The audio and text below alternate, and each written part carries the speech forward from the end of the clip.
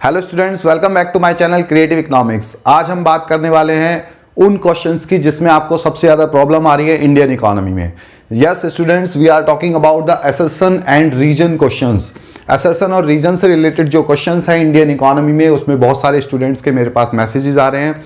उनको इन क्वेश्चंस में दिक्कत आ रही है, वो सोच रहे हैं कि इस तरह के जो क्वेश्चन है उनको सॉल्व करना हार्ड होता है। आज हम बात करेंगे इसी तरह के क्वेश्चंस की जिसमें आपको दो स्टेटमेंट्स दी होंगी, एक स्टेटमेंट असर्शन होगी, दूसरी स्टेटमेंट रीजन होगी। आप इन क्वेश्चंस को कैसे इजीली सॉल्व कर सकते हैं, बहुत इजी ट्रिक मैं आपको बताने वाला हूं इन क्वेश्चंस को सॉल्व करने की। 2-3 एग्जांपल भी हम स्टडी करेंगे और आज से मैं आपके लिए इंडियन इकोनॉमी के बहुत सारे इंपॉर्टेंट क्वेश्चंस की सीरीज भी लेकर आ रहा हूं। तो आइए शुरू करते हैं आज के इस वीडियो को। Welcome to my channel creative economics.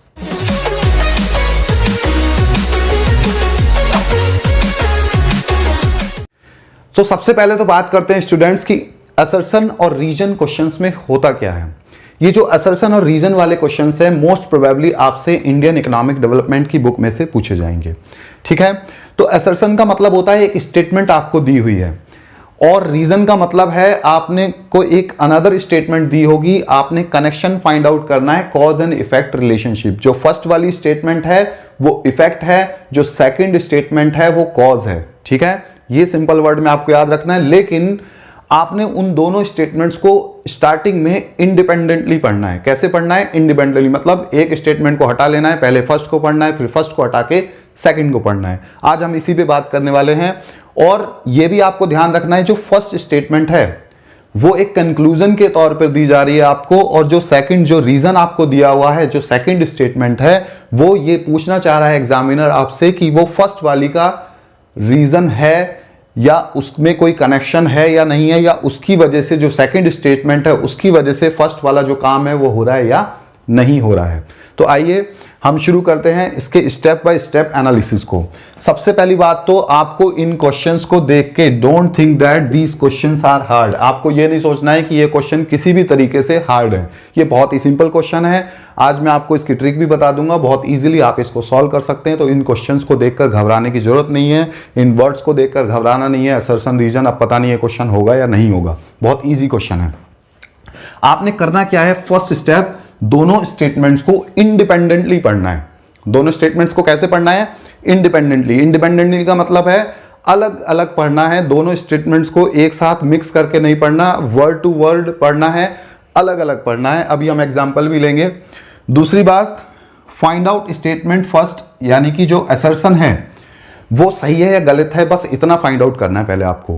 कि जैसे आपको दे रखा है कि at the time of independence trade Indian foreign trade was surplus, तो आपने ये देखना है कि ये स्टेटमेंट सही है या गलत है। सरप्लस था इंडिया का फॉरेन ट्रेड इंडिपेंडेंस के टाइम पे, ब्रिटिशर्स के राज में, है ना, तो ये स्टेटमेंट सही है, उस टाइम पे सरप्लस होता था। फिर then see reason is true और फॉल्स। फिर आपको पढ़ना है सेकंड स्टेटमेंट। आपको फर्स्ट क्लियर हो गई कि ट्रू है या फॉल्स है, ठीक है। फिर आपने पढ़नी है सेकंड स्टेटमेंट। फर्स्ट से कनेक्शन नहीं लगाना है अभी उसका, आपने सेकंड स्टेटमेंट पढ़नी है, उसका फर्स्ट से कोई कनेक्शन आपको अभी नहीं लगाना। सेकंड स्टेटमेंट पढ़नी है और देखना है कि अब वो ट्रू है या फॉल्स है, ठीक है। अगर उन दोनों में से एक भी स्टेटमेंट गलत आ गई, ध्यान से सुनिएगा मेरी बात आप, अगर उन दोनों स्टेटमेंट्स में से, असर्शन में से और रीजन में से, जो दोनों स्टेटमेंट आपने पढ़ी है, अलग अलग पढ़ी, दोनों को देखा कि कौन सी सही है कौन सी गलत है, दोनों सही है या दोनों गलत है, अगर एक भी गलत आ जाती है तो विश्वास कीजिए कि आपका क्वेश्चन बहुत इजी हो गया है, बहुत इजीली सॉल्व होने वाला है, अगर एक भी स्टेटमेंट गलत है तो, ठीक है। अगर दोनों स्टेटमेंट ट्रू हैं, फॉर एग्जाम्पल दोनों की दोनों स्टेटमेंट क्या हो गई, सही हो गई। अब आता है यहां पर बेसिक क्वेश्चन कि आपको अब उनमें स्टैब्लिश करना है कॉज एंड इफेक्ट रिलेशनशिप, ठीक है, कि दोनों स्टेटमेंट सही हो गई हैं। अब आपको उसमें क्या देखना है, कॉज एंड इफेक्ट रिलेशनशिप, कि भाई दोनों स्टेटमेंट तो ठीक हैं, लेकिन क्या जो सेकंड वाली स्टेटमेंट है वो फर्स्ट वाली को एक्सप्लेन करती है, फर्स्ट वाली का रीजन बनती है सेकंड वाली स्टेटमेंट? हाँ, तो हमारा आंसर अलग होगा, अगर नहीं तो हमारा आंसर अलग होगा। अब हम इसको एक, ये जो मैंने आपके सामने बात लिखी है, establishment of cause and effect relationship करनी होगी आपको।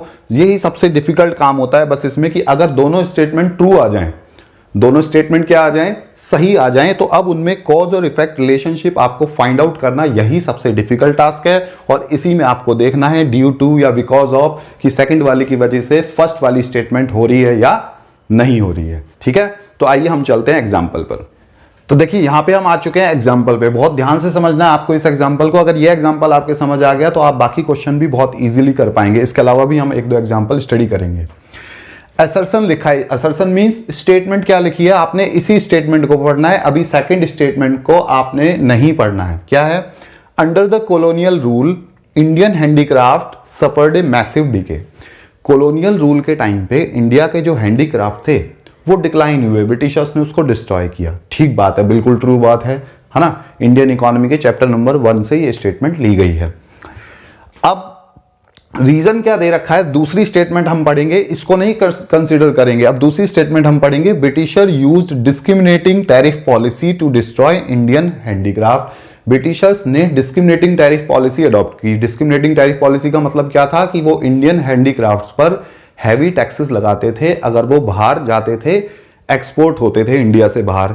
दूसरी तरफ जो उनके फिनिश प्रोडक्ट्स होते थे, मशीन मेड प्रोडक्ट्स होते थे, उस पर वो कोई टैक्स नहीं लगाते थे, कोई टैरिफ नहीं लगाते थे, ड्यूटी फ्री इंपोर्ट करते थे हम इंडिया में उनकी गुड्स। ठीक है, तो दोनों स्टेटमेंट अब हमें यहां पर सही दिखाई दे रही हैं। अगर इनमें से एक भी स्टेटमेंट गलत होती तो हमारा आंसर बहुत इजी हो जाता, लेकिन अभी हमें दोनों स्टेटमेंट क्या दिखाई दे रही हैं, सही दिखाई दे रही हैं, दोनों स्टेटमेंट करेक्ट हैं।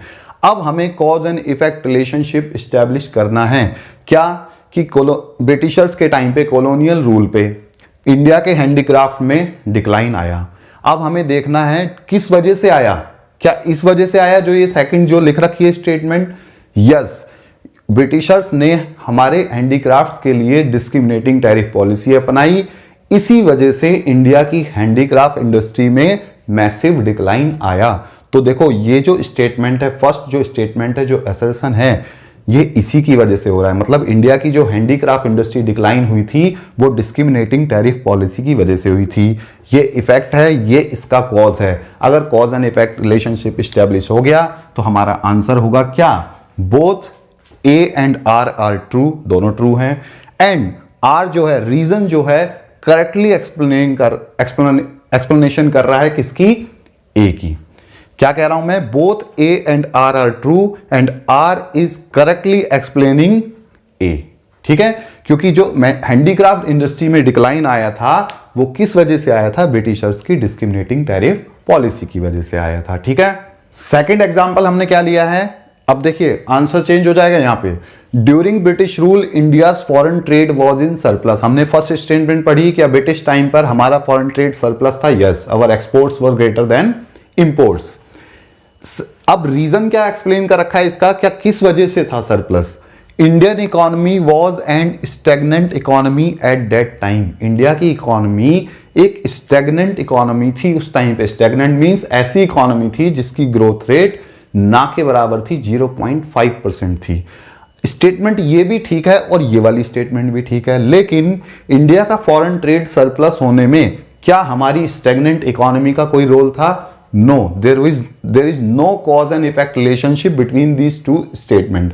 यहां पर ये जो फर्स्ट स्टेटमेंट है कि हमारा फॉरेन ट्रेड सरप्लस था, क्या वो स्टेगनेंट इकोनॉमी होने की वजह से था? बिल्कुल नहीं था। ठीक है, इसका मतलब स्टेटमेंट तो दोनों सही हैं, both A and R are true, but R is not the correct explanation of A. अब हमने क्या देखा, दोनों स्टेटमेंट को अलग अलग पढ़ा, दोनों स्टेटमेंट हमें सही दिखाई दी, लेकिन सेकंड स्टेटमेंट की वजह से फर्स्ट वाला काम नहीं हो रहा है। तो हम लिखेंगे कि दोनों सही हैं, ए भी ठीक है, आर भी ठीक है, लेकिन इन दोनों के बीच में कोई कनेक्शन नहीं है, कॉज एंड इफेक्ट रिलेशनशिप नहीं है। अब हम आते हैं लास्ट एग्जांपल पे। अब लास्ट एग्जांपल आपको दे रखा है कि birth rate and death rate both were very high during British rule. हमने इस स्टेटमेंट को पढ़ा, क्या ब्रिटिश टाइम पर दोनों हाई थी? Yes, definitely both were high. Second statement अब क्या दे रखी है, life expectancy was very high during British rule. क्या लाइफ एक्सपेक्टेंसी भी हाई थी? No, life expectancy was very low, it was around near 44 years. कितनी थी लाइफ एक्सपेक्टेंसी उस टाइम पे? 44 ईयर्स, जबकि बर्थ रेट और डेथ रेट दोनों हाई थी। तो अब हमें क्या पता चल रहा है, पहला जो रीजन है, जो स्टेटमेंट है, पहली बात तो इन दोनों का कोई कनेक्शन ही नहीं है। दूसरी बात, जो सेकंड स्टेटमेंट है वो गलत है, रॉन्ग है। अब यहां पर हमारे को आइडेंटिफाई करना, जब जैसे ही ये स्टेटमेंट रॉन्ग हो गई और ये वाली करेक्ट हो गई, तो ये दोनों ऑप्शंस तो हमारे कट गए। अब हमें सिंपली क्या बताना है कि A is true and R is false. अच्छा, एक और चीज मैं आपको बताना चाह रहा हूं, बहुत सारे स्टूडेंट्स को ये आदत हो जाती है ये ऑप्शंस पढ़ने की, कि पहला ऑप्शन होता है both are true, R is correct explanation of A. दूसरा ऑप्शन ये होता है both are true, R is not correct explanation. And तीसरा होता है A is true, R is false. लेकिन आपके जो बोर्ड एग्जाम हैं उन पर ये स्टेटमेंट्स ऊपर नीचे हो सकती हैं, तो आपको बहुत ध्यान से पढ़ लेना है कि कौन सा ऑप्शन में क्या लिखा है। ठीक है, हो सकता है ये जो फर्स्ट स्टेटमेंट है ये फोर्थ ऑप्शन में हो यहाँ पे, और ये फोर्थ वाला ऑप्शन आपको फर्स्ट में दिया हो। आपको सैंपल पेपर्स पढ़ के ये आदत हो चुकी हो कि कौन सी स्टेटमेंट कहाँ पर है। ठीक है, तो आपने इन चीज़ों को ध्यान से समझना है। दोनों स्टेटमेंट्स में ये एक एक वर्ड ध्यान से पढ़ना है। किसी स्टेटमेंट में नॉट भी वर्ड यूज हो सकता है बीच में, और नॉट यूज होते ही वर्ड पूरी स्टेटमेंट का मीनिंग बदल सकता है। ठीक है, तो आई होप कि आपको ये पूरा वीडियो पसंद आया होगा। आप अपने फ्रेंड्स को भी इसको फॉरवर्ड कीजिए। आपको कोई भी असर्शन या रीजन बेस्ड क्वेश्चन में अगर डाउट है तो आप नीचे जो मेरा इंस्टाग्राम लिंक आ रहा है उस पर मेरे को आप मैसेज कर सकते हैं। वीडियो अगर अच्छा लगा है तो लाइक का बटन जरूर प्रेस करें। Thanks for watching creative economics.